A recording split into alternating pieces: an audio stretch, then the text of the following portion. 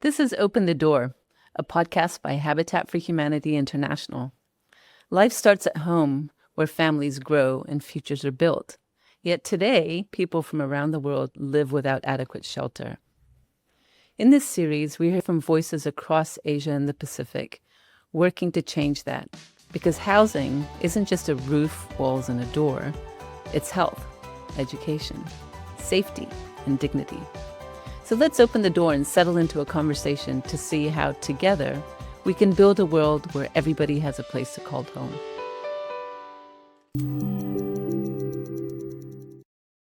Hello and welcome to this episode of Open the Door, a podcast by Habitat for Humanity about housing. Today, we'll be unpacking the way housing impacts gender. My name is Liz Satow. I'm the Area Vice President for Habitat for Humanity Asia Pacific. Welcome. In our region, in Asia and the Pacific, 1.6 billion people today are still living without the basic stability that safe, affordable housing provides.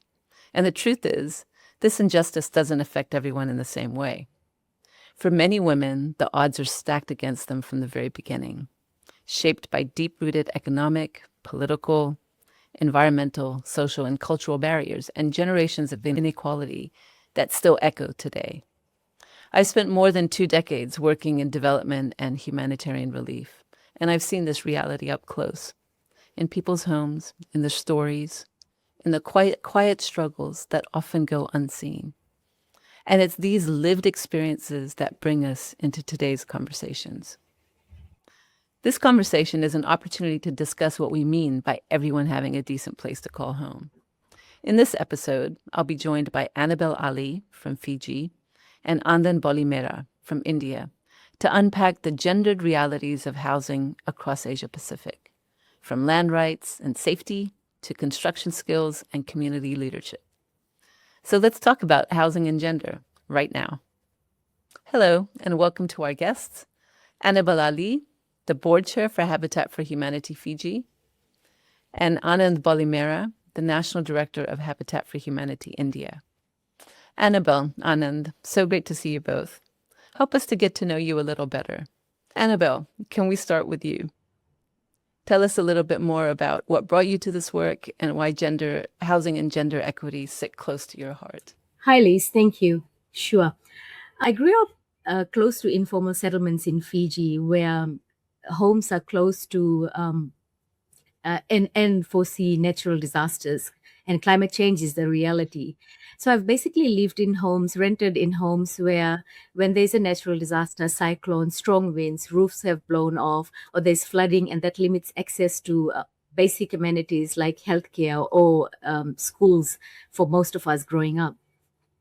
And these kind of changes when you are growing up, it shifts your landscape in terms of housing. You no longer feel safe. You start thinking about how home should feel like. Professionally, I've served in boards, not-for-profit boards, but mostly government boards who look after social housing in Fiji. And the reality has been very different. I think it is very different from Western countries where in social housing landscape, people don't have the same access to housing as they should. And women bear the brunt of it. So in Fiji, 25% of the population live in informal settlements. And these informal settlements are prone to flooding, prone to natural disasters. What you feel a house should feel like, a home, safe, with security, is no longer there. Women actually bear the brunt of this in most of the homes we have here. It increases risks to domestic violence, insecurity, and land tenure is also an issue for women here in Fiji. Thanks, Anabel. I think what you've described is something that we can all connect with in different ways. The idea of being crowded, the idea of disasters coming. So thank you for that. Anand, I'd like to hear from you now. Thank you, Liz. I born and brought up in the South India, Andhra Pradesh, which is a coastal area. And almost till my childhood, I lived in the rural areas. And I know how the life will be. I'm one of the survivors of the super cyclone of 1977. So I understand how the situation, the life in the rural area. And due to my professional work, I moved to urban areas for the last 2 decades. I'm based in Delhi. I also had that experience of understanding how the life in informal settlement in urban cities like Delhi. And the last couple of years, I'm based in Mumbai. But apart from that, I also bring some kind of a personal experience of where I witnessed within my family and relatives, where one of my close relatives, and she was living in the family after 3 decades of life as a family together. One day, she was asked to leave out of a small, a simple argument, and she has nowhere to go. And it shook all of us. And you living there more than 30 years, and one fine morning, or after a small argument, and you are just asked to leave. And that put me a deep thought in my thinking how vulnerable it is for being uh, you are a wife, you are looking after the home, but still you are vulnerable. Apart from that, second, I also seen within my family of how some of the gender barriers and some of the social practices reimpose the stereotypes of patriarchy, and where women face the brunt of it. I have witnessed very closely how vulnerable some of these gender inequalities, whether it is comes from due to customs, the culture, or traditions, whatever it may be the reasons. But I could see the gender barriers operates differently, and it favors more men over the women. So when it comes to housing, its story is not different. Often the land titles or the ownership primarily live with the lies in the hands of the men, and property transfers often happen within the families to the men. So therefore, I think the issues of gender inequalities, whether it is in the larger developmental landscape or when it is come to the housing, it has its own dimensions. I'm happy to share more information as we move forward. Anand, thank you so much for sharing that deeply personal story. And it's quite shocking in some ways to think of somebody just losing their home over an argument. You both come from very different contexts. For starters, Anabel comes from an island in the Pacific Ocean with a population of about 900,000 people. And Anand comes from a vast South Asian country with a population of almost 1.5 billion people. Already massively different contexts. So, from where you are and from your context and your backgrounds, how do men and women and people of different genders experience housing differently? Anabel, could we start with you? Sure, Liz. For us in the Pacific Islands, housing is not just infrastructure, it has ripple effects, primarily on health, on education of kids. For instance, here in Fiji, we've got a social housing program, a public rental board. And in one home where there's one bedroom or two bedrooms, we've got 13 to 14 children living in one space. And if you can imagine that 14 people living in one house, they take shifts. So one take night shift to sleep, and then the rest of them take the day shift, to actually recover and sleep. And that creates huge problem for women who are actually, if they're sole breadwinners of the families, or actually who look after families. And you can imagine there's so many risks associated with overcrowding. We have 64% women in relationships in Fiji who suffer huge brunts from domestic violence, and it is so prevalent in Fiji, and overcrowding adds to this issue. For our listeners, I'd like you to try to imagine what that actually feels like and the challenges that women running those families would face in trying to protect their children, make sure they're getting fed, getting to school, and actually sleeping when they need to. Anand, can we go to you? Yes, Liz. So the housing means it is different to the men and women because of the cultural context in which homes are located, and also due to various cultural practices. You are a different set of homes, and people live in a different kind of smaller communities. Whether when it comes to the Adivasis, it's altogether a different kind of a livelihood setup. when it comes to in the rural areas, you will find a different kind of homes. Sorry, Anand, for our listeners, could you just say what Adivasi means for people who may not know? Yes, Adivasi means these are all tribal communities who lives in remote areas and far from the plain land to more into the forest, live with the harmony with the forest and the nature. So whom we call it as an Adivasi, but synonymously they could also be called as a scheduled tribes. And we also have a second set of communities, what we call the scheduled caste. They are also called as Dalit communities. They also mostly majority of them live in the rural areas and related to close to the agricultural practices. So when we imagine a setup of a rural India, it has a different dimension. But when it comes to the urban areas, you will find a mixed kind of communities living together. So, but when it comes to the housing or related this aspect, it's primarily driven by how the society lives. The society, in a broadly, the culture is defined by these cultural practices. So the issues of patriarchy, we have issues of caste, ethnicity, sometimes gender plays a role, or the orientation, sexual orientation defines a different level.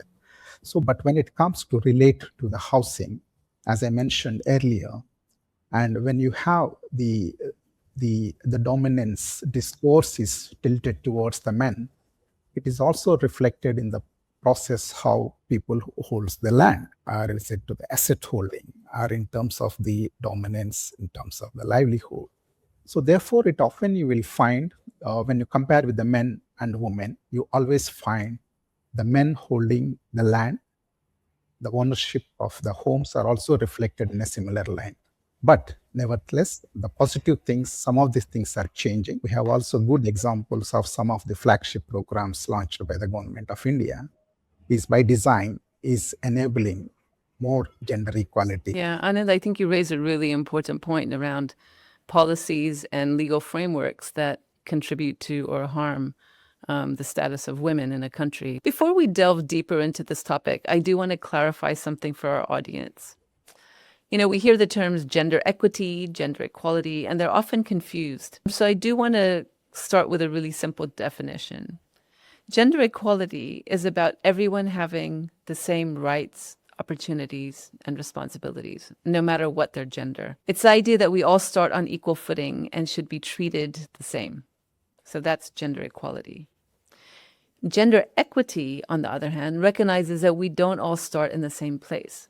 Because of history, systemic barriers, some groups, especially women and marginalized genders, face more challenges. So equity is really about fairness, giving people the specific support they need to reach the same types of outcomes. Okay, so I hope that's clear. Gender equality is ideally what we're all aiming for, but equity takes into account the fact that the world isn't fair and we haven't treated everybody equally. So equity really is about meeting people where they actually are. So now that we've named it, we've defined it, can you share an example from your respective countries where equity, and not equality, is what actually unlocked something for women in housing? So if we could start with you, Anand. For me, in my understanding, yes, equality refers to where you give equal treatment, equal opportunities, but not necessarily that all men and women are equal. And I would like to take it a little further down, that not necessarily all women are also the same. For example, if a single mother, a widow coming from tribal communities living in the rural areas, for her to achieve a similar kind of an equality is far different and difficult than when you compare with the advantaged persons. I'm happy to note that the Indian Constitution, it recognizes this historical marginalization, and therefore it has made provisions for affirmative action, understanding that the issues of equality need to be achieved. For to achieve that, one needs to understand the marginalization, historical marginalization. So accordingly, the government of India has also brought several programs that targeting tribal communities or persons affected by the caste-based discrimination, whether it is a Dalit or scheduled caste communities, or even the poor, urban poor, rural poor, or especially the targeting the single mothers, knowing that the society is by traditionally where the man holds the title and houses are registered in the name of the men.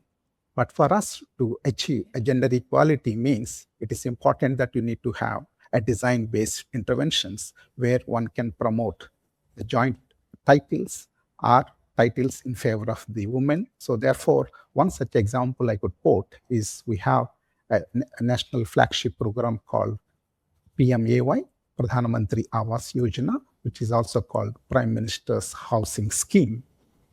And some of the recent data that come from the PMAY indicates the joint holding of the homes constructed and handed over has reached almost close to 70% of where women either holding alone or with the family members. It's a joint holding housing titles. So therefore, I think it is important that we need to recognize there are various barriers for us to achieve gender equality.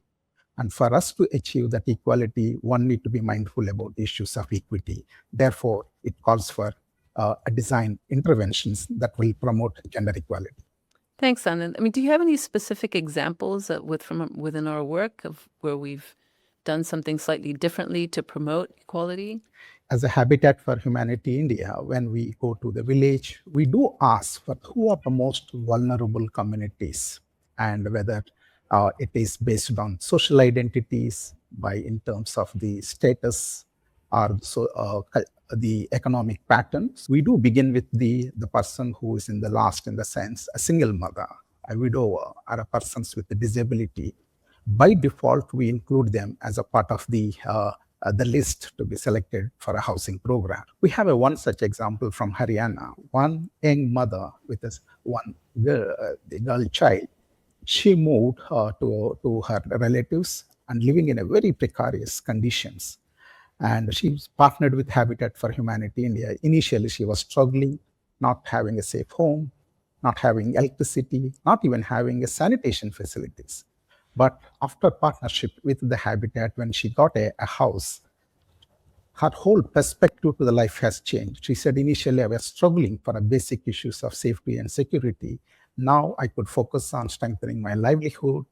I can now focus on educating my child, and also the security has enabled her to pursue a different kind of a livelihood option. So it is important that house is not just a home of four walls, but by virtue of having that kind of a ownership has changed your entire perspectives and able to build a better life. Absolutely. I mean, I think more and more, the longer, for those of us who've worked in humanitarian work and development, so much comes back to whether or not people have a place called home. Do they have a place of safety?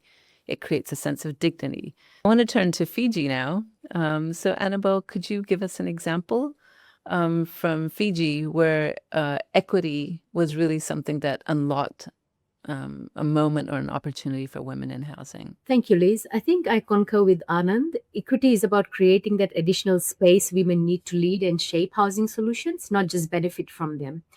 In Fiji, much like India, I think where gender inequity is often normalized as tradition. So men in villages and chiefly systems have the power to make decisions. So women are central to the household, but often excluded from formal land ownership and decision making.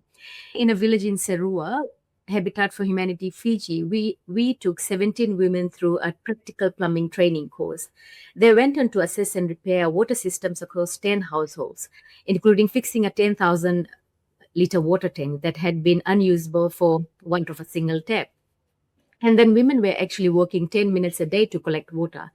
After this training, they installed the tap and restored access. This also allowed children in the villages to actually access water and also complete their homework on time. So it impacted education as well. So it's got a ripple effect across families in Fiji and the Pacific Islands. That's just such a great example. I love this idea of training women in a role that traditionally men might have, and to see them succeed. That's a fantastic training, and I know it's had some really positive knock-on effects as well.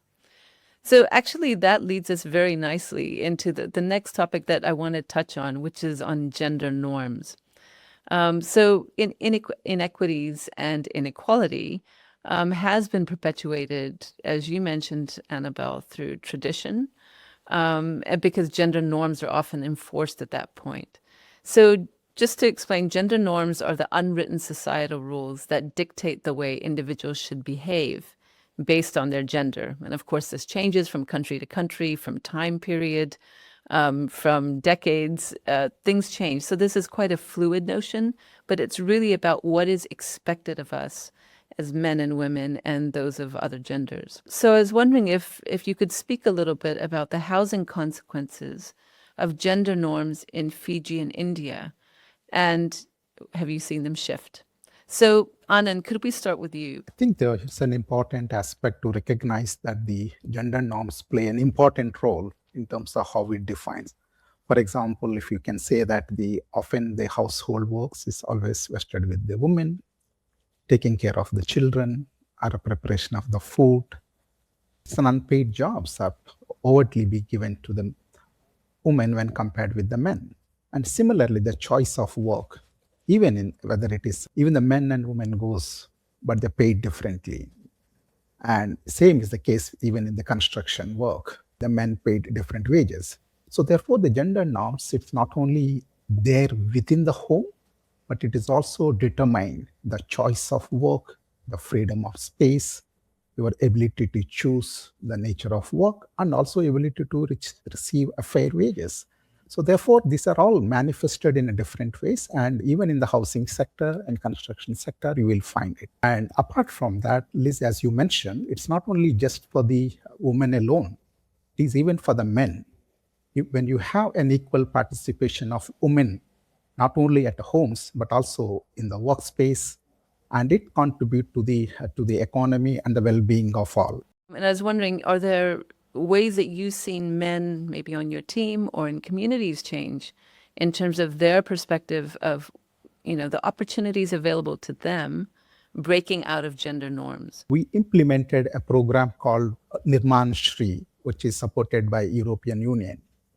And we implemented this program in the state of both Odisha and Maharashtra, and where we have engaged with approximately 200,000 community members. One, to get access to the various social welfare programs by the state, and the second is to enhance their skill set, primarily in the construction. So we have trained close to 3,000 women from the marginalized communities to acquire skill set in the construction. And once they completed the training, they were also issued a certification which enabled them, which they can compete into the main market as a trained, a skilled assistant masons.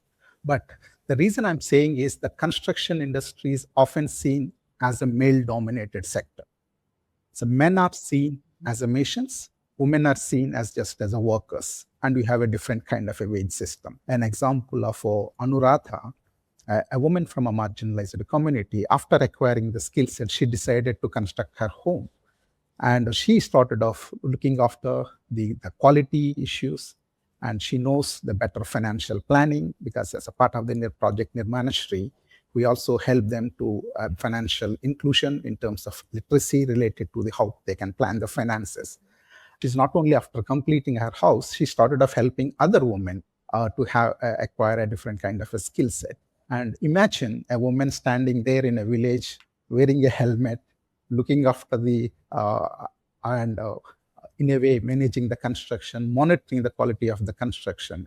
That image itself gives a message to the other girls in the communities, both men and women. They get inspired, and so that they can strengthen their livelihoods. Great. Thank you, Anand.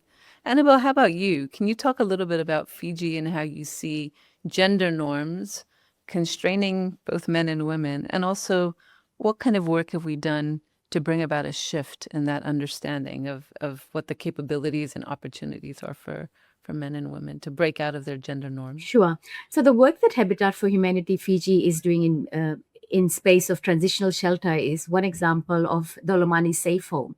So Daulomani Safe Home was established during COVID, And in this space, we found that many survivors of violence and individuals from diverse gender backgrounds were living in tents and makeshift shelters with no sanitation or security.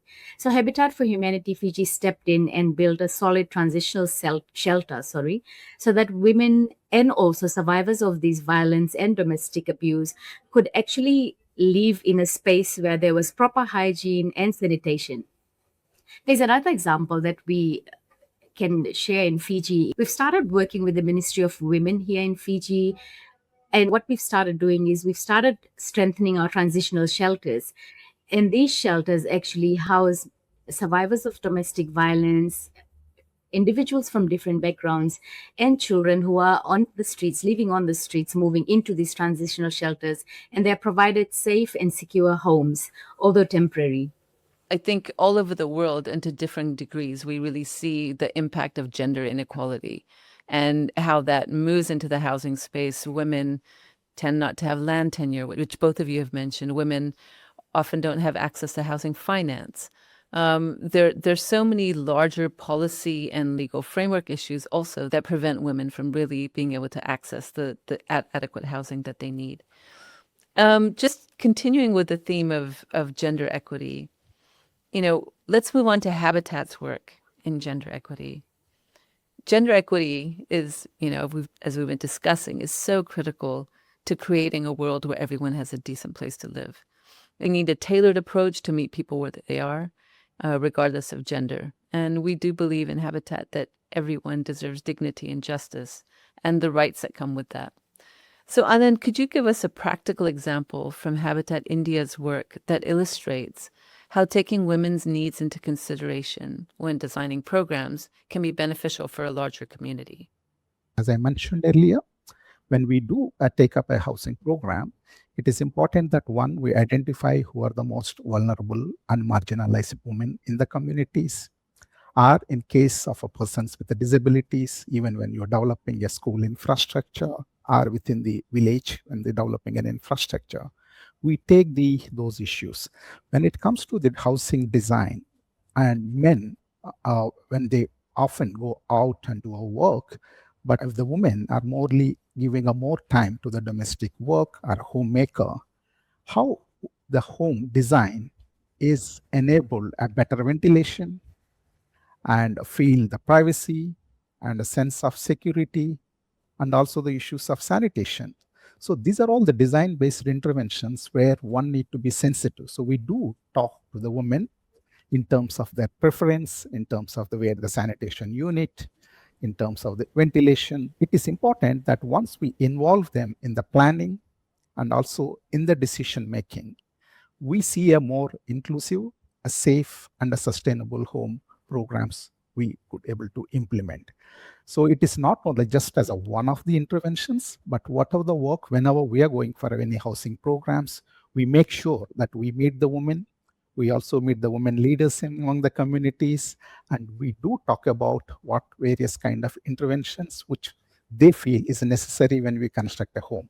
So this is how we try to bring in the gender dimensions within the housing. Anabel, I want to come to the campaign in Fiji that's been shaking things up a little bit.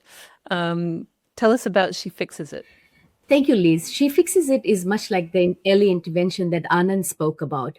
It equips women in Fiji with confidence, technical training, and practical skills to manage households and community systems. And we found that women were actually interested to be part of this campaign and these trainings. So families don't actually have to wait for the male member of their households to come home before a leak gets fixed. Women do it themselves. So life continues as usual, as normal. You go out into the stores and you buy a pipe or a technical equipment that you need to. You come back home and you fix the pipes. Habitat Fiji program supported 350 women in strengthening leadership, safety, and participation. And one of the stories that really came out of this very strongly is one of Marida, who's aged 22 years of. She joined Habitat Fiji's vocational training program. So she began harvesting timber and contributing to village development projects. Marita ended up successfully extending her family's kitchen and completing all the plumbings herself. So much so that she stepped into the role of a carpenter to help other households extend theirs. So this was a success story that we like to share. And there was a ripple effect of this, Liz. Children finished their homework on time because they didn't have to wait for someone to come home to fix a pipe. Small businesses kept running. Women earned paid work, just like Marida did, and contributed economically as well. So it creates a ripple effect across communities and families. We are also currently looking to expand this partnership with the corporates and one-day trainings, with vocational carpentry trainings as well. Let's look at the impact of what improved housing can have. Last year, Habitat's Home Equals research found that within 1 year of improving housing in informal settlements, this is what could happen. 20.3 million illnesses could be prevented. 42.9 million incidences of gender-based violence could be prevented. Why is that?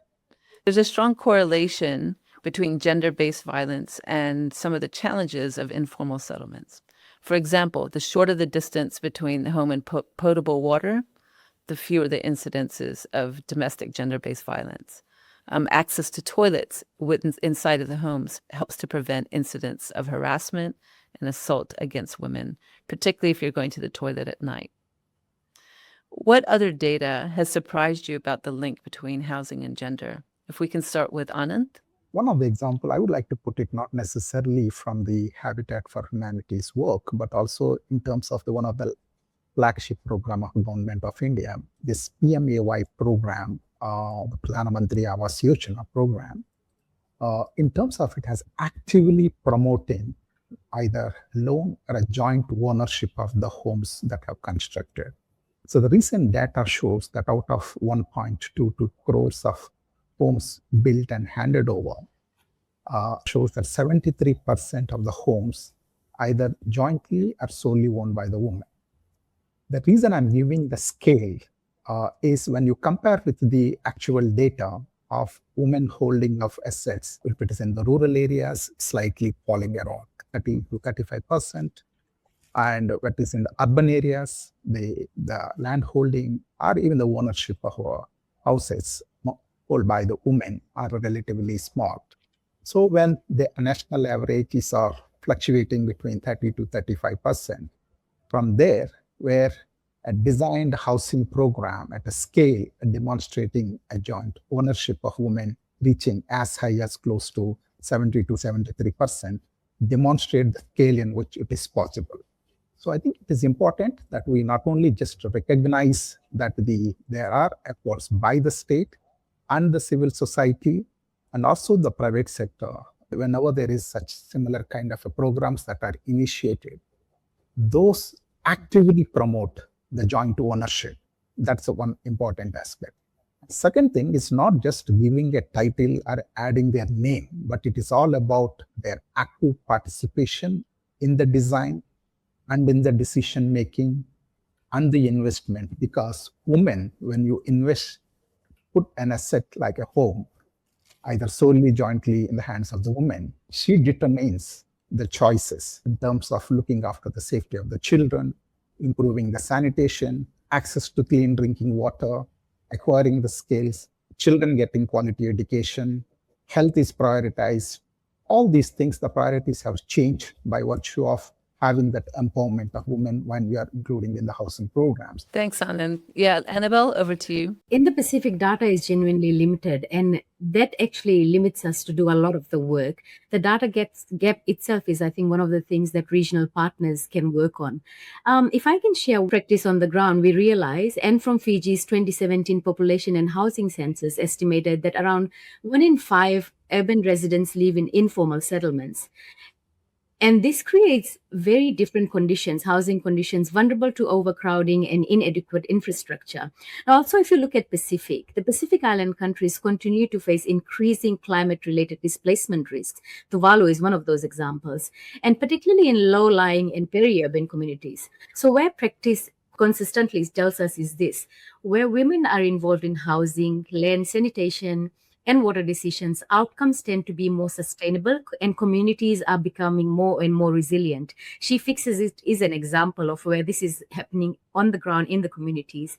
And the benefits also extend far beyond individual households. So we see stronger communities, ownerships, improved health and safety outcomes as well. want to talk a little bit about hope. There's so much despair in the world right now, and it feels like hope is an increasingly rare commodity. At Habitat for Humanity, we build homes, communities, and hope, which I think is particularly relevant today. So I want to talk a little bit about what gives you hope right now. What policy or technology or way of working is genuinely shifting how housing serves women. I mean, from my perspective, one thing that I am excited about is that we are using the gender marker tool in our work for adequate housing. It's a way to assess how well our projects integrate gender equity and to push us to do better in really thinking about the diversity of needs that we're trying to address.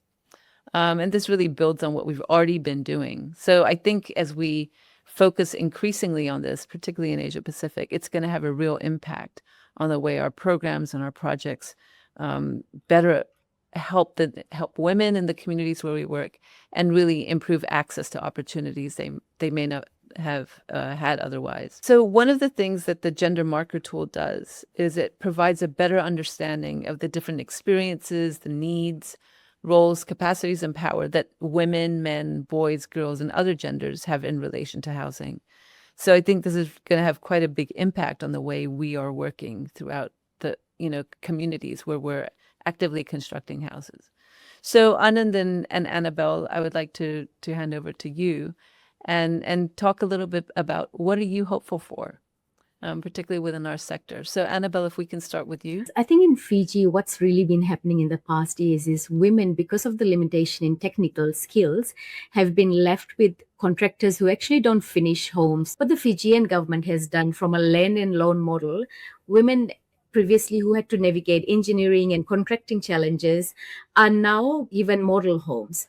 So the Fijian government last year, 100 model homes were delivered as the first pilot, and there are hundreds more coming. So this has actually significantly shifted that burden from women to actually stress about contractors who don't deliver work and then run off with their money. The government assures this continuity, and there's a design that women homeowners can actually use. I can also share about the work that Habitat Fiji is doing in senior citizens' homes, called HEART. This is where we prioritize vulnerable groups, women, single mothers, people with disabilities. It's a build and repair program where we actually are working with partners and corporates to go back and build and repair homes for senior citizens, vulnerable groups, women and children as well. And in the Pacific, and it is very common knowledge, the cost of construction is very, very high. If you look at Tonga too, Tonga has got a huge disparity in cost with the other Pacific Island countries too. So there is a distance element, there is an issue of getting material across to these countries. So it adds to that friction of home ownership and the cost of home ownership. And so that's what I'm hopeful for, Liz. Government is actually now putting in means and resources and policies to actually help vulnerable groups and also women so that this barrier is lifted and there is a gender equity in housing. Anand, how about you? Yes, Liz, I feel hopeful and about the prospects that we are doing. And through the government schemes, it was demonstrated that inclusion is possible, and women owning jointly or solely the home are possible. So with this, and we are being an youngest nation, I think it's important we demonstrate not only at the scale, but giving an equal opportunities while considering the issues of equity. Like example, as a Habitat for Humanity in India, we are doing an initiative called Housing Support Services, where we are empowering the owners, homeowners.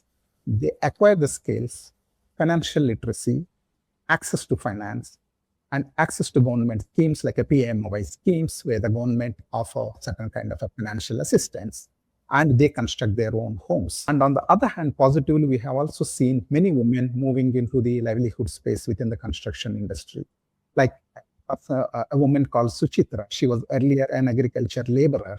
Now she acquired the skills and now she's finding actively work in the construction. But apart from that, she's encouraging other women to get into this similar kind of a work.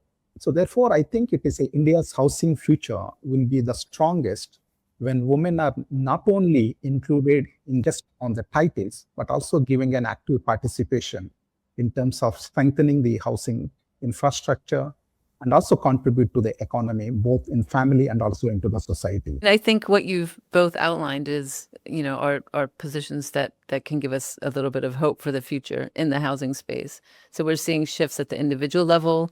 We're seeing shifts from the private sector, governments, communities. That relationship between all of these different entities is so important to help address some of the gender equity issues we're seeing within the housing space. So my almost last question is, I'd love to hear from both of you just one example. If you could change one thing to improve gender equity, and particularly in the housing space in your country, what would that one thing be? We'll start with Anabel again. It is really, really important, Lisa, to bring women into the conversation of housing. I think that has been missing for a very, very long time. In Fiji, we've demonstrated with the She Fixes It campaign the impact on the ground. So the real conversation needs to start now. Great. Thanks, Anabel. Anand? Liz, it's all about bringing gender equality in every aspect of our life, whether it is governance, market, home, every aspect. I think if we can enable, we are going to have a much more stronger, vibrant, sustainable community and the nation. Anabel and Anand, I want to say such a huge thank you to you for spending this time with us and for highlighting some of the real gender equity and gender equality issues in Fiji and India. Before we go, we're going to wrap up with a lightning round. It will be questions and comments, and I would like you to respond with the first word that comes to your mind. So, complete the sentence. Through housing, we open the door to gender equality, Dignity, safety, security. Do we continue? empowerment. Anand, only one word. Okay, I'll keep going. What's the first word that comes to mind when you hear the word home? Safety, Security, belongingness. What's the best home? Anand, it's only one word. Please. Yes, Liz. Okay. What's the best homemade meal you've ever been offered as a guest in someone's home? chicken curry, The rice and chicken curry. Okay. What piece of home do you bring with you on every trip? a small comfortable blanket, I carry my home key, reminds my home. What feature would your dream home have? a large painting of a beach. A terrace garden. Anabel and Anand, I want to say thank you again for joining us today. I so appreciated your contributions to the conversation and really the different perspectives you've brought into this discussion. Thank you once again. Thank you, Liz, for that conversation. Thank you, Anand, as well. Thank you, Liz. It's a pleasure talking to you and also Anabel. So, simply put, we cannot address the housing deficit issue unless we tackle gender inequity in housing. Housing markets are not working for women, many of whom are excluded from housing finance, land tenure, and property, and also generally from decision making. Part of our work now is to influence and support women to influence market, social, economic, and political systems to address these inequities through advocacy and policy changes.